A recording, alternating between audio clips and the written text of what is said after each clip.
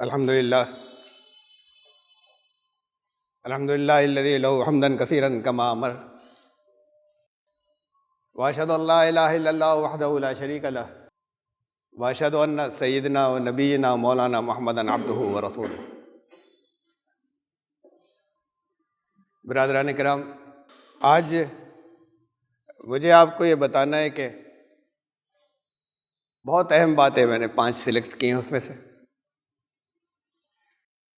अपना दिन कैसे शुरू करें जिससे दिन पूरा क्रिएटिव हो जाए, तामीरी हो जाए। क्रिएटिव तामीरी होने ही से कामयाबियां मिलती हैं। छोटी छोटी सी तो बहुत सी बातें हैं। मैंने 5 चीज़ें सिलेक्ट की हैं जो बहुत इम्पॉर्टेंट हैं, और अगर अपना दिन शुरू करते वक्त इनका ख्याल रखें तो ये मुमकिन नहीं है कि आप की लाइफ, ज़िंदगी ज़्यादा ऑर्गेनाइज नहीं हो जाए और ज़्यादा आसान नहीं हो जाए। ज़िंदगी के मकासद और गोल हासिल करने में ज़्यादा कामयाबियां नहीं मिलें। क्रिएटिविटी लफ्ज़ जो हमने अंग्रेज़ी में बोलते हैं, उर्दू में तामीर कहते हैं, निर्माण। ये क्रिएटिविटी असल में तो क्रिएटर है उसके पास से आती है। पहली क्रिएटिविटी तो उसकी है, उसने क्रिएशन की, तख्लीक की। निर्माण भी उसी का किया हुआ है, सारी कायनात का। जितना उसकी सिफात के करीब होंगे, उसकी सिफात में से कुछ इंपॉर्टेंट चीज़ें हम ले लें, जितना उसकी सिफात के करीब होंगे उतनी क्रिएटिविटी ज़्यादा आएगी। ये बिल्कुल सीधा सा उसूल है। बहुत चीज़ें हैं, छोटी छोटी सी हैं जिनका ज़िंदगी में ख्याल रखें। आप जानते भी हैं, उनमें से बहुत बड़े हिस्से को अमल नहीं कर पाते। होता ही है कि सिलेक्ट करके कुछ दे दी जाती और कम हो, वो तादाद में ज़्यादा नहीं हो, तो उसके ऊपर लोग ज़्यादा आसानी से अमल कर पाते हैं। लेकिन उससे पहले कि मैं आपको उसकी गिनाना शुरू करूं या उसे आप रखें जहन में, उसे जहन में नोट कर लीजिएगा। लेकिन उससे पहले कुछ और उसूली बातें हैं जिसका ख्याल रखें। दिन अपना कैसे शुरुआत करें, उससे पहले कुछ उसूली बातें। नंबर 1, एक अलार्म क्लॉक खरीद लें। ये मोबाइल नहीं चलेगा इससे, जो आप लोग अलार्म लगाते हैं। मोबाइल तो किसी दूसरे कमरे में रख दें रात के लिए, अपने कमरे में भी मत रखें, या बहुत दूर हो। बहुत बड़ी तादाद की आदत यह है कि वो सुबह उठकर उनको सबसे पहला काम ये होता है कि उन्होंने मोबाइल के ऊपर मैसेज चेक करने शुरू किए कि क्या आया है, उसके बाद चले आगे। तो ये बहुत बड़ा डिस्ट्रैक्शन है, कम से कम आज के दौर के लिए बहुत ज़रूरी है ये मशवरा। सुबह के रूटीन में आपके हाथ में मोबाइल नहीं आना चाहिए। बहुत ज़रूरी कोई कॉल आ गई तो रिसीव कर लिया आपने, बहुत ज़रूरी कोई कॉल आपको करनी थी तो वो आपने और थोड़ी सी देर गुजरने के बाद कर लीजिएगा। वो जो आपके काम करने का वक्त जहाँ से शुरू होता है उस वक्त कर लीजिएगा, वरना उसके अलावा आपके इससे बहुत दूर हो जाएं। ज़िंदगी की बहुत क्रिएटिविटी, बहुत बड़ा हिस्सा जो है ये सोशल मीडिया खा जाता है, और उसकी दिलचस्पियाँ एक दिलचस्पी से दूसरी तरफ डाइवर्ट हो जाते हैं लोग। तो ये तो बिल्कुल पक्का उसके अंदर अपने बांध लें कि सुबह उठकर इसे नहीं शुरू करना है, मोबाइल दूसरे कमरे में रहना है। अलार्म क्लॉक खरीदिए, मोबाइल हाथ में नहीं उठाए वो। और अलार्म क्लॉक भी बहुत आती हैं, अब तो तरह तरह की आती हैं। उसमें भी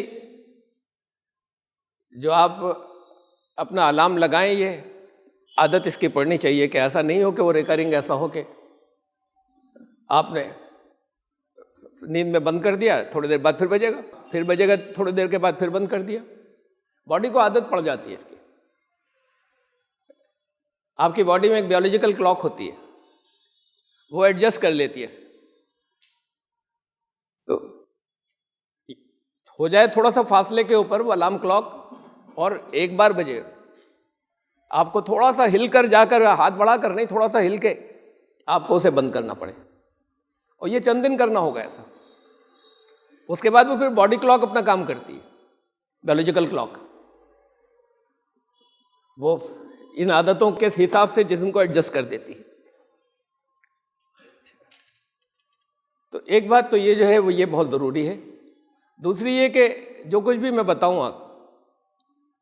और वैसे भी ज़िंदगी में जो कुछ भी आप अपने लिए रूटीन तय करें, उसके अंदर कुछ सख्त भी होंगे। एकदम से सख्त पर न जाएं, चाहे वो थ्योरी में बताने वाला कितना ही बता रहा हो कि इससे तो बहुत कामयाब हो जाएंगे। जिन चीज़ों को आपकी बॉडी बहुत मुश्किल से ले, उसे एकदम से अपना रूटीन उसके हिसाब से चेंज ना करें। ये बहुत पुराना उसूल है। एक्सरसाइज का भी ऐसी है कि पहले दिन आपने बहुत ज़्यादा हेक्टिक एक्सरसाइज कर ली और उसके बाद फिर उससे उल्टा नुकसान पहुंच गया। स्लोली ग्रेजुअली आगे बढ़ेंगे। उतना लीजिए कि जिसमें हल्का सा एक्सर्शन हो जाए। जब आप कोई रूटीन चेंज कर रहे हैं, आपने सोचा मुझे ऐसे करना है, उसमें कुछ अगर एक्सर्शन भी है, कुछ पाबंदियां भी हैं, तो ऐसी नहीं हो कि बहुत सख्त पड़ जाएं आपके ऊपर पहले दिन से। ऐसा नहीं कीजिएगा। ये तो यहां का भी उसूल है जो फिजिकल एक्सरसाइज के लोग बताते हैं, ये कुरान का उसूल है। ये सुन्नतुल्लाह है। तदरीज, ग्रेजुअली चलें आगे। पूरा कुरान अल्लाह ने एक दिन में नाजिल नहीं फरमा दिया। कर सकता था ना। 23.5 साल लगे और उसकी वजह भी ये बताई कि ये हम हल्के हल्के नाजिल कर रहे हैं, ये खूब अच्छे तरीके से सब्त हो जाए तुम्हारे अंदर, इस पर आगे बढ़ सको। मुमकिन है कि चंद लोग कर लेते, रसूल तो कर लेते, चंद लोग और अमल कर लेते, बाकी सब नहीं कर सकते थे। तो उसको हल्के हल्के लेकर चले 23.5 साल के अंदर। और फिर दरमियान में एक अलग बात कह रहा हूं, जब ये उसूल का नाम आ गया टॉपिक से अलग, कि जो लोगों के जहनों के अंदर यह है कि किसी को अगर इस्लाम के बारे में बताएं, जैसे आप दावत कहते हैं, बस वो एक दिन में बता देना उसूली सारी बातें जरूरी हैं, सब बता देना। फिर अगर नहीं मिला तो फिर कलमा बढ़वा देना। फिर अगर नहीं मिला तो अल्लाह के यहाँ तुमसे हिसाब लिया जाएगा, नहीं लिया जाएगा। इसलिए कि आपने ऐसा है जैसे अपने कंधों पे से उतारा है कि ये अल्लाह की सुन्नतुल्लाह के खिलाफ किया है। इसे देखिए कि उसके अंदर कितने लेने की उस वक्त सहनशीलता है, कितने लेने की उसके अंदर बर्दाश्त है। उस हिसाब से आगे जाएंगे धीरे धीरे। वो अल्लाह कहीं और से इंतजाम कराएगा बाकी का, अगर आपको नहीं मिला हो तो। लेकिन जिम्मेदारी आपकी नहीं थी कि पहले दिन सब एक साथ उंडेल दें। मैं वापस आ रहा हूं इस उसूल के ऊपर के तदरीज, ग्रेजुअली आगे बढ़ना, ये अल्लाह की सुन्नत है। और फिर उसूल ये भी याद रखें कि ऐसे चलें कि आपका जहन, जिस्म, आसाब, नर्व्स बर्दाश्त कर सके, ओवरलोड ना हो जाएं, और don't burn your self out. यानी बर्निंग कहते थे, अपने आप को बर्न कर लेना। उसे अंग्रेजी के अंदर मुहावरा है कि ऐसे थक गए कि अब नहीं किया जाता आगे, खत्म, छूट गए, अब नहीं, बात को भी कोई नहीं कर पाएंगे। और लेकिन दूसरी बात साथ में है कि कंसिस्टेंसी हो फिर लगातार, छूटना नहीं चाहिए। रसूलुल्लाह सल्लल्लाहु अलैहि वसल्लम ने फरमाया कि अल्लाह को वो अमल ज्यादा महबूब है जो चाहे कम हो लेकिन लगातार। बड़ा जज्बा आया, झोंक दिया अपने आप को थोड़े दिन और फिर गायब, छुट्टी हो गई, ये नहीं पसंद अल्लाह को। पसंद यह है कि चाहे अमल कम हो लेकिन लगातार हो, कंसिस्टेंसी। तो पहले तो इन उसूलों को जहन के अंदर रखिएगा, अच्छी तरीके से याद रखिएगा। उसके बाद हम आगे चलते हैं। और इसमें सिर्फ इतनी सी बात और आपके लिए, हम क्रिएटिविटी की बात कर रहे हैं, क्रिएटर को याद कर रहे हैं। क्रिएटिविटी आएगी ही उसके जरिए, उसी के जरिए। वो भी जो उसे नहीं मानते उनको भी उसी के जरिए मिलती है। ऐसे जैसे सूरज की रोशनी और गर्मी और हवा और पानी, उन लोगों को जो उसे नहीं मानते उसी के जरिए मिलता है। ये नेमतें उसने आम की हैं अपने न मानने वालों के लिए भी। तो ये मिलेगी वहां से। तो सुबह उठते ही ये बहुत जरूरी है कि पहले याद कर लें उसे। छोटी सी दुआ बताई है, जिन्हें नहीं याद हो याद कर लीजिएगा देख कर कहीं। जो मसनून दुआ है रसूलुल्लाह सल्लल्लाहु अलैहि वसल्लम ने बताई थी सुबह उठ आँख खुलने के बाद, अल्हम्दुलिल्लाहिल्लज़ी अहयाना बादमा अमातना व इलैहि नशूर। उसके लिए हम्द है, उस अल्लाह के लिए जिसने हमें मरने के बाद दोबारा जिंदगी दी, जिंदा किया। ये शऊर की मौत थी, ये सोना, फिजिकल तो नहीं थी, बायोलॉजिकल तो नहीं थी। अब वो जो जिंदगी के काम है वो करना है। आपके कॉन्शियस माइंड अब जाग उठा, ये कॉन्शियस माइंड सोया था, बाकी जिस्म काम कर रहा था। इसी को कुरान ने जिंदगी कहा है, वरना चलते फिरते सारे लोग जिंदा नहीं कहा उन्हें, जो हमें नजर आते हैं जो बायोलॉजिकली जिंदा है। उसके लिए हम्द है जिसने हमें मौत के बाद फिर उठाया, जिंदगी दी। और वह इलैहि नुशूर, ये हिस्सा जरूर देता है कुरान जगह जगह, कहीं दुआओं में, कहीं नसीहतों के अंदर, किसी वाकयात बयान हो तो उनकी नसीहतों के अंदर। इसे याद रखना कि यहाँ ये एंड नहीं है, और यहाँ की कामयाबी या दुनिया में कामयाब हो जाना असल कामयाबी नहीं है। तुम्हें फिर उसी के कानून का सामना करना है, उसी की तरफ जाना है। लॉन्ग टर्म कामयाबी को मत भूल जाना यहाँ की शॉर्ट टर्म के लिए। यह है इस दुआ का मतलब, इलैहि नुशूर, उसकी तरफ वापसी है का मतलब यह है। इसे याद कर लीजिएगा कि आँख खुलने के बाद उसे याद कर लें, क्रिएटर को याद कर लें, जिसके लिए हम कह रहे हैं कि हमारा दिन क्रिएटिव हो जाए, तख्लीकी हो जाए, कारामद हो जाए। अब यहाँ से फिर वो रूटीन जो होते हैं वो शुरू होते हैं। दो तरह के लोग हैं, कुरान ने दोनों के लिए नुस्खा बताया है। एक बड़ी तादाद है लोगों की, और कुछ थोड़े से हैं जो और आगे जा सकते हैं। अब आप में से हर एक चाहे जितनी दुआएं मांगे, चाहे जितनी तमन्ना कर ले कि मुझे प्राइम मिनिस्टर बनना है, नहीं बनेंगे। जिंदगियां लगाई हैं लोगों ने उन जगहों पे पहुंचने के लिए, उसमें से कुछ रह गए, कोई पहुंचा, कोई उनकी एफर्ट्स हैं, तो फिर उससे ही उस फील्ड की सलाहियतें उनके अंदर डेवलप हुई हल्के हल्के करके। तो ये किसी के मांगने से ऐसे नहीं मिल जाएगा, और बहुत लंबा उसके पीछे रियाज है।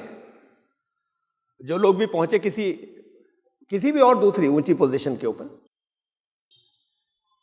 उस लंबे रियाज के लिए तैयार हो जाएं अपने मुकम्मल, तो यकीनन पहुंचेंगे, कोई भी गोल बनाए। लेकिन वो कंसिस्टेंटली उस सख्त रियाज के लिए सब लोग तैयार नहीं हो पाते।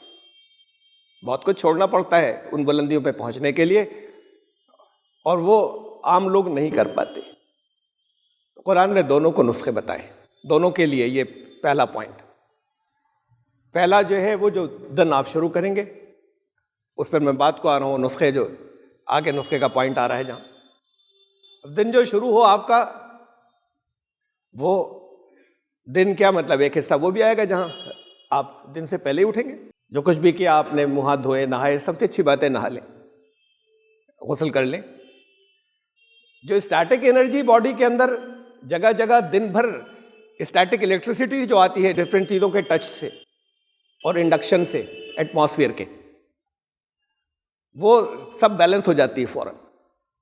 तो इसलिए बहुत आदमी अपने आप को चुस्त, और चाहे कुछ थका हुआ हो, पूरी तरीके से थकन दूर नहीं होने में वो दूर हो जाती है। इसीलिए कि वो पानी से जो है वो वापस अपने बैलेंस के ऊपर आ जाती है, अपने तवाज़ुन के ऊपर। वो जो एबनॉर्मल हो जाती है, वो उस जो स्टैटिक इलेक्ट्रिसिटी है उससे जो एनर्जी इम्बैलेंस का जो होता है, गैर मुतवाज़िन होता है, वो तवाज़ुन वापस आ जाता है। तो फिर इंसान ज़्यादा चुस्त हो जाता है। दिन शुरू कर रहे हैं तो थकन से मत करें, फ्रेश होकर करें। मुँह हाथ धोने में भी फ्रेश होते हैं, वुज़ू करने में आप फ्रेश होते हैं। बहुत स्ट्रैटेजिक पॉइंट्स हैं जिन पे वुज़ू करवाया, वुज़ू पे मेरा खुतबा सुनिएगा। लेकिन ये नहाना सबसे बेहतर है उन सब से, जहाँ पूरी बॉडी के ऊपर पानी चला जाए और थोड़ा सा बॉडी जो है उसका मसाज भी हो जाए। उसके बाद जो कुछ भी आपके रूटीन है, मैं सब चीज़ों की बात नहीं कर रहा हूँ, आपके अपने अपने हैं, सबके अलग। लेकिन दिन के कामों में सबसे पहले आप स्टार्ट करेंगे, मतलब सुबह को उठे आप, रात को नहीं। फजर की नमाज पढ़ी तो पढ़ना है सबको। दिन जब स्टार्ट करेंगे उसके बाद अगर उससे पहले उठ गए तो ज़्यादा अच्छा, और पहले कर लें। फजर का वक्त अगर आगे बाकी है तो, वरना उसके फौरन बाद। अब ये पहला पॉइंट, ब्रीथिंग और मेडिटेशन। ब्रीथिंग बहुत जरूरी है हर एक के लिए। दिन में मुख्तलिफ मौकों पे करते रहा करिए, 2-3 मिनट। ये चारों तरफ जितना पोल्यूशन है, बेपनाह पोल्यूशन है, इसकी वजह से आपके लंग्स ने आदत डाल ली है कम ऑक्सीजन लेने की, अपने ऑक्सीजन इनटेक कम कर दिए। जब गहरी सांस लेते हैं आप और फिर गहरी सांस आप एक्सेल करते हैं, बाहर निकालते हैं, स्लो, तेजी के साथ में नहीं, स्लो लेना और स्लो निकालना, चाहे जितनी बार करें आप। 10-15 मरतबा कर लें, 20 बार कर लें, ज़रा सी देर लगती है, कोई ऐसा नहीं है कि आप 15 मिनट लग जाएं। ये आपको ऑक्सीजन देती है फ्रेश। कितनी छोटी छोटी तकलीफें होती हैं उसी वक्त रिमूव होती हैं, लेकिन माइंड को फ्रेश करती है। तो ये बहुत इंपॉर्टेंट है कि दिन के और कामों के बीच में भी कभी थकन महसूस करें, बैठ के कर लिया करें, ज़रा सी ब्रीथिंग करें, लेकिन सुबह ज़रूर इससे स्टार्ट करें। और फिर उसके बाद फौरन मेडिटेशन बहुत ज़रूरी है। मैंने बहुत बताया है, बहुत सी अलग भी बयान हैं, स्पीचेस हैं या लेक्चर्स हैं, और यहाँ पर भी मस्जिद के मेंबर से भी कई मरतबा नमाज के बारे में बताया कि एसेंशियली बुनियादी तौर पर तो उसकी रूह तो अल्लाह से जुड़ने ही है, मेडिटेशन, उस पर ध्यान जमाना लोग नहीं कर पाते। जितने लोग पूरे तरीके से एग्री होते वो भी नहीं करते, चंद दिन की कोशिश के बाद छोड़ देते हैं। अलग कर लीजिए, एक दफा कर लीजिए दिन में, एक रूटीन बन जाएगा ना। किस मेडिटेशन, क्या मेडिटेशन जितने तरह के होते हैं उनको मैं सबको छोड़ रहा हूं, किस्मों को। यहाँ वो भी होता है जिसके अंदर अपने आप को शून्य कर लें, यानी सब कुछ हो जाती है बड़ी जल्दी प्रैक्टिस, मुश्किल नहीं है ज़्यादा, पहले दिन चाहे ना हो। हर तरह के ख्यालात, इतनी देर अगर आपने 10 मिनट किया तो 10 मिनट सब खाली हो गया है, सोने से भी ज़्यादा रिलीफ मिलता है। तो फिर दिमाग या ब्रेन जो है वो, उसकी कैपेसिटी वो बहुत बढ़ जाती है। दुनिया भर में जहाँ कहीं भी जो लोग करने वाले हैं वो अपनी फील्ड में, अपने मैदान में दूसरों से ज़्यादा कामयाब होते हैं। मैं जिस मेडिटेशन की बात बता रहा हूँ वो जो इस्लाम ने बताया, जो रसूलुल्लाह सल्लल्लाहु अलैहि वसल्लम ने बताया कि मेडिटेट तुम्हें इस पर करना है, फ़इन्नहु यराक, कि वो तुम्हें देख रहा है, यहाँ है। ये तो नहीं कर सकते आप शुरू में कि तुम उसे देख रहे हो, निराकार को, गैर मुजस्सम को, वो तुम्हारे साथ है। ये लगातार यही एहसास रहे इतनी देर के अंदर इस बात का कि वो है साथ, सारे मसाइल तो वही हल कर देगा, हर चीज़ तो उसी के कंट्रोल में है। उसकी अजमत का एहसास करें, उसकी बड़ाई का एहसास करें। ये कायनात, ये कहकशाएं, इन कहकशाओं से भी और आगे कितनी हैं खरबों जो अभी तक मालूम हुई हैं और मालूम होती चली जा रही हैं। वहाँ सिलसिला ख़त्म नहीं होता उसकी तख्लीक का या क्रिएशन का। जिसे ये लोग यूनिवर्स कहते हैं, वहाँ अभी जिसके सिरे तक नहीं पहुँचे ये, इनको सिरा नहीं मिल रहा है और बढ़ते चली जा रही हैं नई नई गैलेक्सीज और कहकशाएं। वो एंड नहीं है जिसे ये ढूंढ रहे हैं।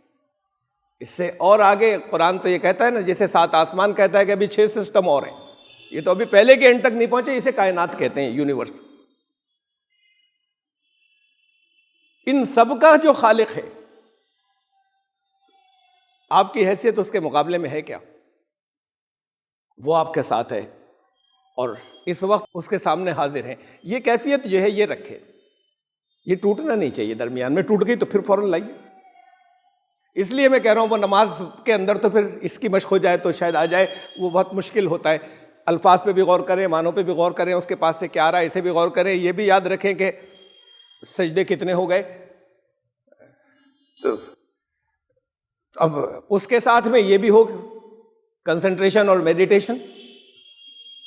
बहुत मुश्किल प्रैक्टिस है वो, इसीलिए कहा गया है बचपन से। हालांकि उसका हिसाब नहीं लिया जाएगा बच्चे का कि तुमने नमाज क्यों नहीं पढ़ी।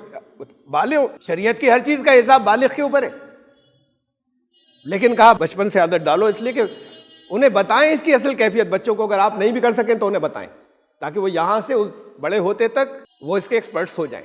सिंपल मेडिटेशन इतना हो, चंद दिन में हो जाएगा। उस बीच में आपके ख्यालात इधर उधर न बिखरें। ये कंसंट्रेशन की ये आदत पड़ गई तो जिंदगी के बहुत सी चीजों के अंदर कंसंट्रेट करने लगेंगे। ये बहुत बड़ी प्रॉब्लम है कि कंसंट्रेट नहीं कर पाते, स्टूडेंट्स नहीं कर पाते, बिजनेसमैन नहीं कर पाते, अपनी सही प्रॉब्लम्स के ऊपर जगह जगह खो जाते हैं कि उसका इतना पैसा बाकी है, इसका इतना है, ये यहाँ कहाँ से लाऊंगा, ये किस्तें क्या देनी है, माल इधर सस्ता है या उधर महंगा, वो चीज़ें गड़बड़ हो जाती हैं आपस में। तो ये जो कंसंट्रेशन की जो आदत है ये बेपनाह मुफीद है और बेपनाह ज़रूरी है। और फिर वो इंतशार ज़हन में पैदा करता है वो जो कन्फ्यूजन्स होते हैं, इससे क्लैरिटी आती है कंसंट्रेशन से। तो इसलिए ये बिल्कुल पक्का कर लीजिए कि वहाँ से स्टार्ट करना है, ये नंबर 1। उससे पहले ब्रीथिंग ज़रूरी है, माइंड और फ्रेश हो जाए। जो आपके ऑक्सीजन इनटेक और कम हो जाती है रात में, स्लो चलता है वो प्रोसेस। बल्कि अब तो सजेस्ट ये किया जाता है या मशवरा दिया जाता है कि रात को कुछ प्लांट्स वो रखिए कमरे के अंदर जो रात को ऑक्सीजन निकालते हैं, रात को भी ऑक्सीजन निकालते हैं। वरना प्लांट्स ऐसा होता है कि दिन में तो ऑक्सीजन देते हैं, रात में वो कार्बन डाइऑक्साइड देना शुरू कर देते हैं। लेकिन ऐसे बहुत से प्लांट्स हैं, देख लीजिए, मालूम कर लीजिए, उन्हें अपने रूम में रखें। ये लोग सजेस्ट करते हैं, बहुत अच्छा है। नबी आप करें तो ये है कि वहाँ रात को कम होती है। अब तो वो भी फिर जगह जगह मतलब लोग उसका इंतजाम कर लेते हैं कि कमरे के अंदर ऑक्सीजन की सप्लाई थोड़ी सी बढ़ जाए। ये सब ना भी हो तो सुबह उठने के बाद ब्रीथिंग जो आप करेंगे वो बहुत ज़रूरी है। और उसके बाद फिर आपका ये मेडिटेशन, ब्रीथिंग में 2 मिनट लगेंगे, स्लो जाए अंदर। इस सब की कोई बहुत ज़्यादा ज़रूरत नहीं है कि आप योगीज को देखें कि और उसकी प्रैक्टिस जो है वो ऐसे ही कर लें। कर लीजिए, ज़्यादा अच्छा उनका एक्सपीरियंस है। उसमें बहुत सी चीज़ें वो एक्स्ट्रा लगाते हैं माइंडसेट बनाने के लिए। लेकिन एक नसरे से जाए, फिर उससे वापस आए, फिर दूसरे से जाए, उसी से वापस आए, बंद कर ले। ये सीक्वेंस जो है ये देखकर सीख लीजिएगा। और न देखे कोई बात नहीं, ऐसे ही डायरेक्ट लीजिए और डायरेक्ट हल्के हल्के जाए और हल्के हल्के आए इस ब्रीथिंग के बाद। और दिन में कर लिया करिए अपना काम, जरा देर अगर थक गए थोड़ी देर काम करते करते तो बैठकर 2 मिनट ये कर लिया, ब्रीथिंग कर ली। वहां से स्टार्ट करें, मेडिटेशन से स्टार्ट करें। मेडिटेशन उससे राबता है, उससे राबते का आपके पास और कोई तरीका नहीं है। ये वन वे कम्युनिकेशन होता है। जो आप दिन भर जो अगर कुछ उसके बारे में सोचें, अपनी दुआ करें। 2 वे कम्युनिकेशन ये है, उजीबु दावत दा इज़ा दान है। ये तो है एक तरफ का, मैं जवाब देता हूं, जो भी पुकारने वाला मुझे पुकारता है। सब, खाली मुसलमान नहीं, ये हर एक को कहा, लेकिन उसी को पुकारता हूं। इसके आगे का हिस्सा वहीं पर मिलेगा जहां जिसे जवाब लेना आता हो। फल यस्तजीबू ली, ये भी तो रिस्पॉन्ड करें, जवाब आता है मेरा। आपके तमाम मसाइल का जवाब क़यामत तक के लिए उसने दे दिया है। एडवांस में उसे मालूम है आपकी ज़रूरतें क्या है। लेकिन उसके लिए आपको एक मश्क से गुजरना होगा। पहले दिन ऐसा नहीं राब्ता हो जाएगा। ये मत कीजिएगा कि आपने कहा जवाब लेना है, वो कुरान खोला किसी भी जगह से फाल निकालने की तरह, उनका ये आयतें आई थी, फिर मुझे फ़ोन लगाया कि साहब ज़रा से इसका मतलब बता दीजिए, मैं इस प्रॉब्लम में सोच रहा था। होता है मेरे साथ ये, लोग जगह जगह से फ़ोन कर देते कि मैंने कुरान खोला था, अब आप मतलब बता दीजिए, और मेरी ये परेशानी है। तो आप खुद डेवलप कीजिए। किसी 1-2 का होता तो मैं, जो मेरी समझ में आता कुछ मैं बता देता। आप सैकड़ों लोग करने लगे तो मैं क्या बताऊंगा कहाँ से। आप खुद कैपेबल हो और वो हो जाएंगे, बशर्ते के राब्ता हो। पहले दिन नहीं हो जाएगा, उसके बाद फजर का कुरान खुद कहता है ये बहुत इंपॉर्टेंट है। आपको वहां मिल जाएगा कहीं, लेकिन ये मत कर लीजिएगा जैसे मैंने कहा कहीं से भी शुरू कर दिया, यहां मेरा कहां से जवाब मिलेगा ऐसे तो पता नहीं। आप एक तरतीब से आदत डालिए ना, रोज चाहे 15 मिनट हो, चाहे सिर्फ 15 मिनट हो, 1 घंटा ना हो, लेकिन रोज इतना सा तो कर लें।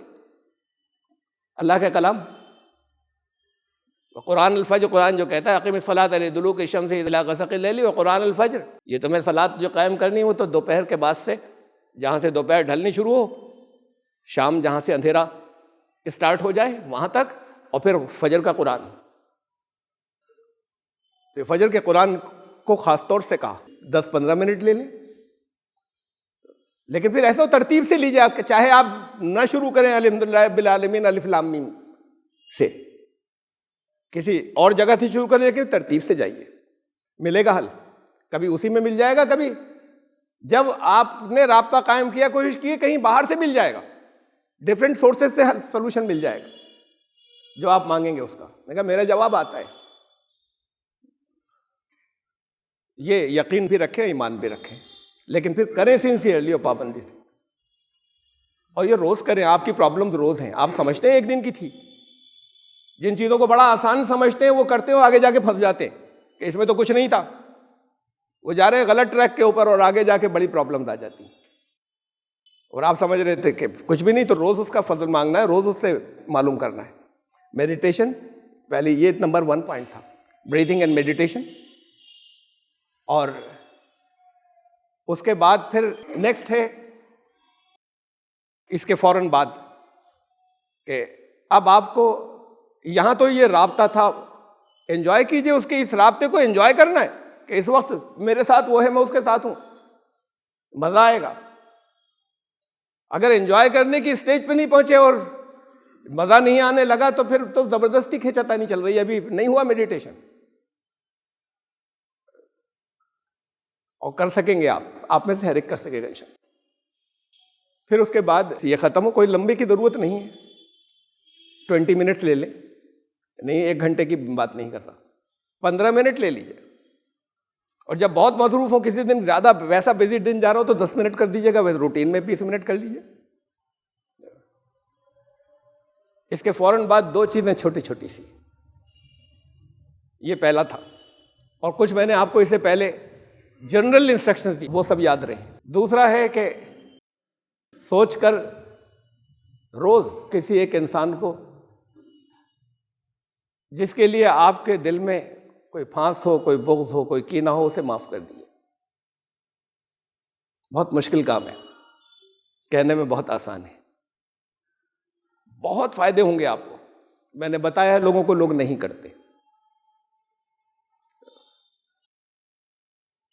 मुझे बताया लोगों ने कि साहब बात तो ऐसे हम कभी माफ नहीं कर सकेंगे जिंदगी में।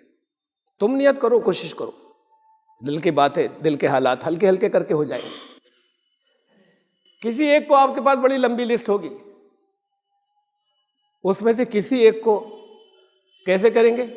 ऐसे नहीं मैंने माफ किया तो दिल में तो कुछ नहीं आया, कोई कैफियत नहीं, ऐसे अल्लाह को याद करना भी बेकार है, जिक्र नहीं होता हो। आपने चाहे जितनी दफा विर्द कर दिया हो, उसकी पिक्चर लाइए ज़हन में, तस्वीर, उसको विजुअलाइज कीजिए। उसके बाद कहिए कि मैंने अल्लाह के लिए, उसकी रजा के लिए मैंने माफ किया। यकतरफा, वन साइडेड, इसलिए कि होता है बहुत सी गलतियां हमारी होती हैं, हम समझते हैं नहीं सब इसी की थी। तो हो या ना हो, आप चाहे यही समझते हो और चाहे सचमुच ना हो आपकी कोई गलती, यकतरफा कर दें। उससे होगा क्या कि हदीस के अंदर है कि अल्लाह तुम्हें माफ करेगा, और कुरान में भी है। कुरान के अंदर है कि अला तुहिब्बूना अन यग़फ़िरल्लाहु लकुम, क्या तुम इसे महबूब नहीं रखते कि अल्लाह तुम्हारी मग़फ़िरत कर दे, तुम्हारे गलतियों को ढक दे, छुपा दे, दूसरों की गलतियों को छुपाए और उसे माफ कर दे। किसी एक को ये रोज का रूटीन बना लें, जब लिस्ट कट जाए, खत्म हो जाए, तो फिर मैं और चीजें हैं वो खुद आपको गाइडेंस मिलेगी। मैं यहाँ पे इसको लंबा नहीं करना चाह रहा, लेकिन अभी तो आपके लिस्ट से बहुत दिनों में कटेंगी। मैं अल्लाह को गवाह के कह रहा हूँ मेरी लिस्ट में कोई नहीं है, तो हाथ के हाथ खत्म सब। इसका ये मतलब नहीं कि एहतियात नहीं करेंगे। कोई है ऐसा नेचर का, मिजाज का, कि आपको नुकसान पहुंचाने वाला है, उसके दिल में तो आपकी तरफ से हसद नहीं गया है, कीना नहीं गया है, दुश्मनी नहीं गई है, तो उसकी एहतियातें सब अपनी जगह रहेंगी। दिल में ना हो कीना, दिल के अंदर नफरत ना हो, बुग़्ज़ नहीं हो, अदावत नहीं हो। ये आपकी क्रिएटिविटी ख़त्म करती हैं, ये चीज़ें आपको जलाती हैं, आपकी सलाहियतें आपको नुकसान पहुंचाती हैं, आपको अपने आप को। उसको कुछ भी नहीं पहुंच रहा अभी, जब कुछ अमल करेंगे तो वो भी हो सकता है कि कुछ करें तो वो सब फेल हो जाए, लेकिन नुकसान वो जितना हो आपके दिल में, वो लगातार आपको पहुंचाता चला जाएगा। ये रिजल्ट तो यही मिलता है कि ये फ़ायदा होना शुरू हो जाता है इसी जगह, इसी दुनिया में। और फिर अल्लाह की तरफ से कि फिर मैं भी तुम्हारी गलतियों को ढक दूंगा, मैं भी तुम्हें माफ़ कर दूंगा। रोज़ इसकी आदत डाल ले, इसके मेडिटेशन के बाद अल्लाह के लिए, कि अल्लाह की रज़ा के लिए उसे विजुअलाइज करके मैंने माफ़ कर दिया उसकी रज़ा के लिए। एक तरफा, वन साइडेड।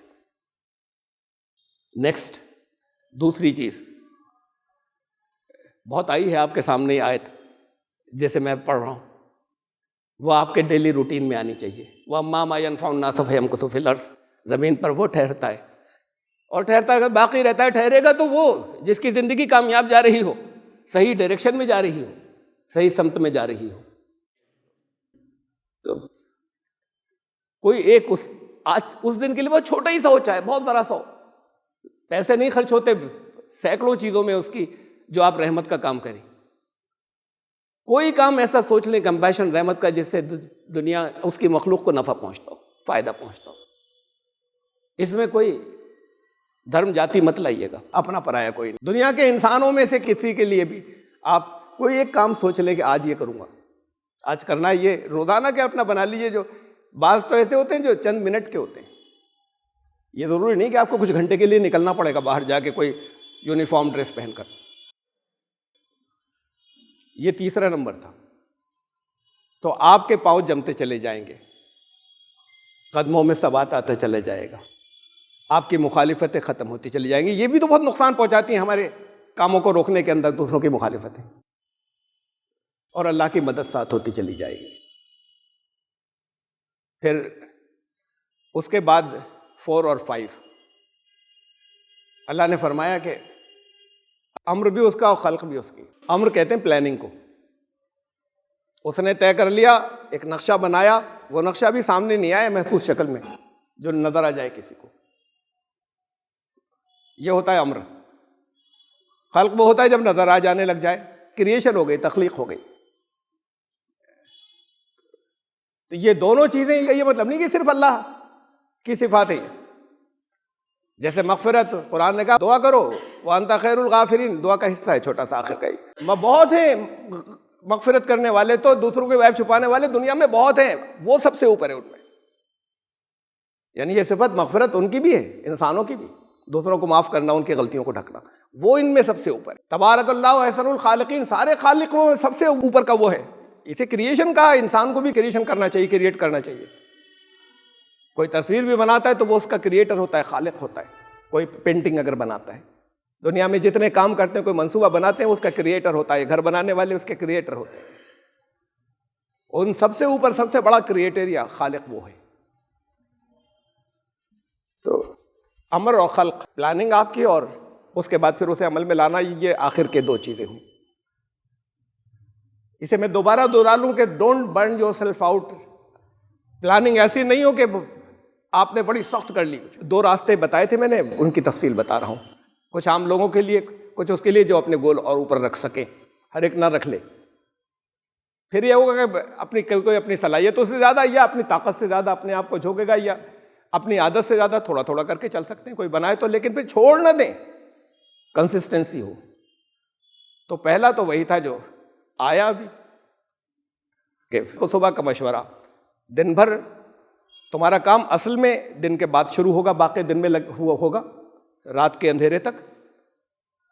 और सुबह का कुरान, वो तुम्हें, उससे तुम्हें गाइडेंस मिलेगी, सोचना आज क्या कहा था। तुम्हारे रोज के कामों में गाइडेंस मिलेगी। चंद आयात पढ़े जिन्हें अरबी नहीं आती, और नहीं आती तो सीखिए ना। कितने कोर्स चल रहे हैं, क्यों नहीं सीखते? मैं कितना कहता रहता हूँ, क्यों नहीं ज्वाइन करते?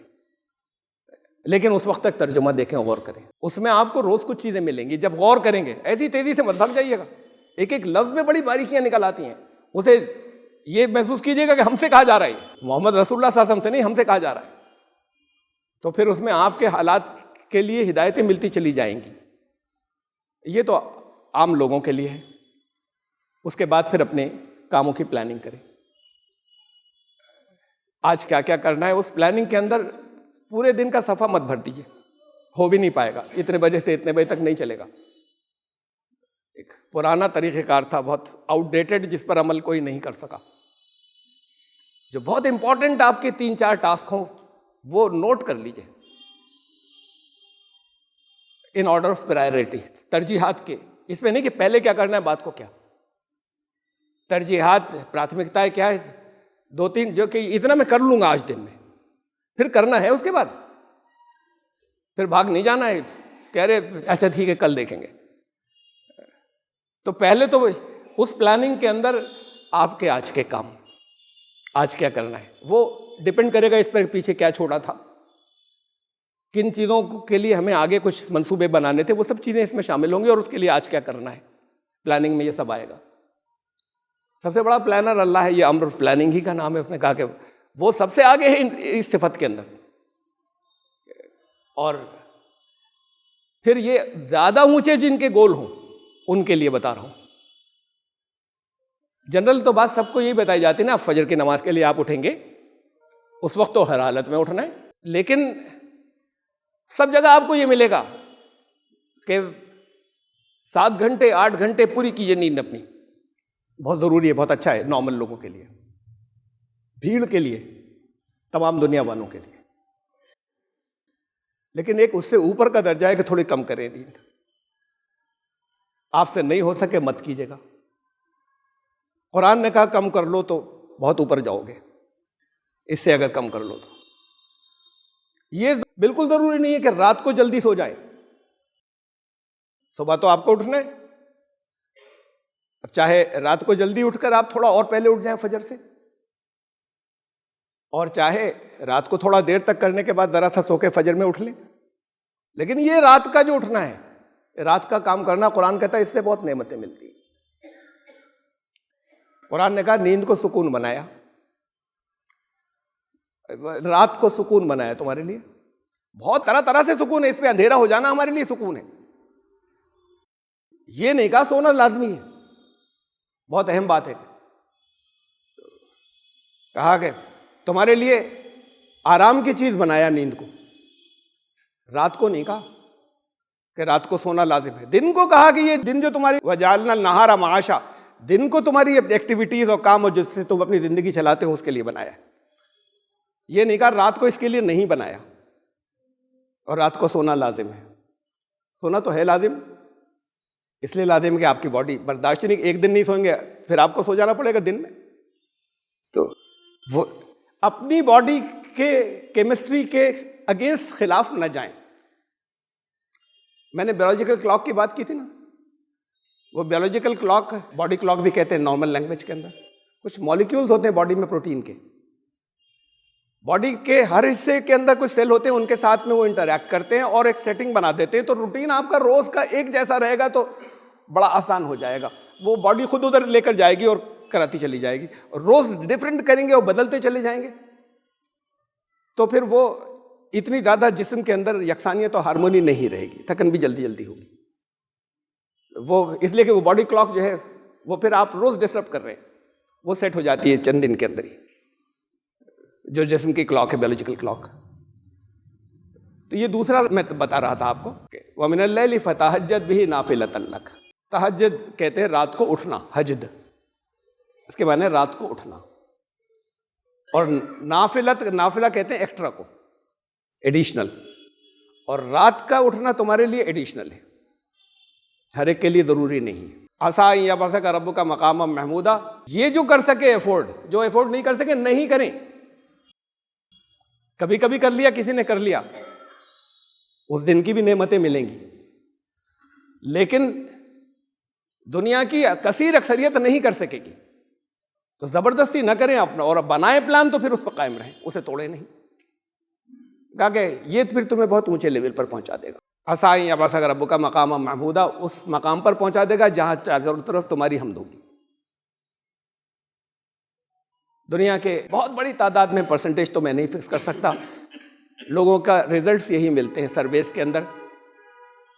रात को अच्छी नींद सोए, 7 to 8 आवर्स, 8 आवर्स और छोटे लोगों के लिए, बड़ों के लिए 7 आवर्स। बॉडी केमिस्ट्री अलग अलग होती है, किसी को इससे थोड़ी ज़्यादा ज़रूरत होती है, किसी को इससे थोड़ी कम। ये ज़रूरी नहीं कि ये फिक्स कर लें, ये ज़रूरी होता है।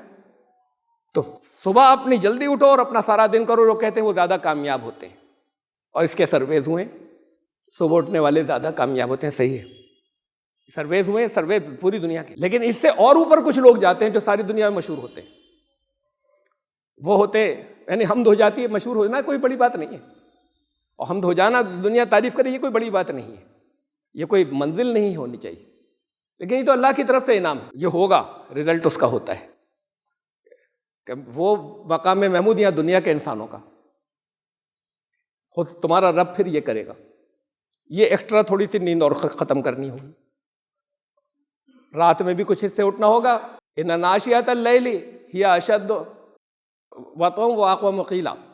रात का उठना अपने जज्बात को और जो चीज़ें भटकाव होता है उसे कुचलने के लिए, जो इधर उधर जो जहन भटकता है उसे कुचलने के लिए, अपने जज्बात को कुचलने के लिए, उसको काबू में करने के लिए, कंट्रोल में करने के लिए बहुत इम्पॉर्टेंट होता है। वाक़मा वकीला, और फिर जो कुछ बात कही है, दिन में सोची, कही, तय की, उसके लिए रास्ता बड़ा सीधा साफ हो जाता है। ये कुछ चीज़ें रात के काम करने के बारे में कुरान ने बताई। ये नहीं कहा कि पूरी रात जागना, इमरजेंसीज हो सकती हैं जहाँ आपको ज़रूरतें हों, लेकिन रूटीन में कोई कर भी नहीं सकता, फिर दिन में सोएगा, रूटीन गड़बड़ कर लेगा। तो लोग मुझसे पूछते हैं, बहुत पूछते हैं कि वो आपकी नींद कैसे, आप कैसे कंट्रोल करते हैं। है जगह जगह मशहूर के मैं कम दो सोकर काम चला लेता हूँ, कोई तरीका नहीं है। हर एक की बॉडी केमिस्ट्री अलग होती है। आप ज़बरदस्ती कोशिश नहीं करें, जितनी एफर्ट थोड़ी सी करने के बाद जितने में कामयाब हो उतना ठीक है, उससे ज़्यादा आप अपने आप को बर्न कर देंगे। ये हर एक की बॉडी केमिस्ट्री अलग है, सलाहियत अलग है, किसी को कम नींद से काम चल जाता है, किसी का ज़्यादा से होता है। आप इसे देखिए कि जितना वक्त जाग रहे हैं उतना वक्त आप फजूल ज़ाया ना करें, उसका सही इस्तेमाल कर लें, इस पर ज़्यादा तवज्जो करें। तो बाकी के लिए तो ही, लेकिन अगर कोई सचमुच ये गोल बनाता तो फिर छोड़ेगा नहीं, फिर जारी रखना वो अल्लाह को पसंद नहीं है। चाहे थोड़ा थोड़ा करके बढ़ाएं, कि साहब हम 1-2 साल के अंदर यहाँ तक आ जाएंगे, तो थोड़ा थोड़ा करके बढ़ाते हैं एफर्ट, लेकिन वो फिर छूटेगी नहीं। तो फिर ये जो है उनका कि ये बहुत कामयाबियाँ दिलाता है और उस मकाम पर ले जाता है जहाँ सारी दुनिया मुतवज्जह हो। उससे नीचे के कामयाब लोग जो सुबह उठने वाले हैं, अब रात को भी उठ रहे हैं, फजूलियात में वक्त ज़ाया कर रहे हैं, और रातें वो तो ज़िंदगी को ख़राब करने वाले लोग हैं। तो ये 2 चीज़ें एंड की हैं आखिर की, और आखिरी ये तो प्लानिंग थी और उस पर अमल, एक अम्र था, दूसरा खल्क है। उसमें अच्छा ये है, इसे आप खुद समझ लें, ये कोई फाइनल नहीं है, लेकिन जो उसमें प्रायोरिटीज आपने तय की थी, तरजीहात के क्या ज़्यादा इंपॉर्टेंट है उसे पहले कर लीजिए। जो ज़्यादा भारी, ज़्यादा इंपॉर्टेंट से चलिएगा, क्या ज़्यादा इंपॉर्टेंट था इसे पहले कर लें, जो कम इंपॉर्टेंट है उसको बाद को। दिन के लिए तय किया था, कोशिश कीजिए कि फिर पूरे हों वो। फिर दरमियान में कुछ दोस्तों का हिसाब आ गया, मैसेज आ गया, किसी और दिलचस्पी में फंस गए, आप रखें उसका भी टाइम अपना अलग। ये देखते हुए कि ये पूरे होने चाहिए, जो आपने प्लान किए थे अगले दिन इतना मत कीजिए प्लान अपने लिए, आप नहीं अफोर्ड कर सकते तो, लेकिन जो तय किया था फिर करें उसे, वरना कुव्वत इरादी, कुछ विल पावर कुछ भी नहीं बची अगर नहीं किया तो। अरे छोड़ो आज भी नहीं तो वो फिर छुट्टी चला जाएगा। और अपने लिए टारगेट भी उतना रखें, अपनी ताकत के मुताबिक उतना ज़रूर कर लें। उसको लिखना ज़रूरी है जो आपके पास ऐसे हो, सामने के नज़र आता रहे, या बार बार किसी ऐसी जगह हो कि आपको रिमाइंडर होता रहे कि ये करना था।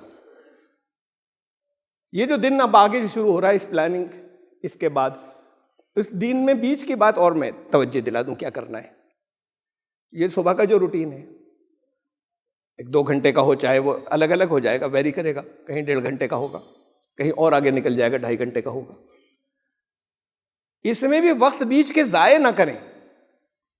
होता ये एक काम के बाद खट से दूसरा किया, तीसरा किया, तो फिर थकन होती है इससे। तो फिर बीच के वक्त का क्या करें।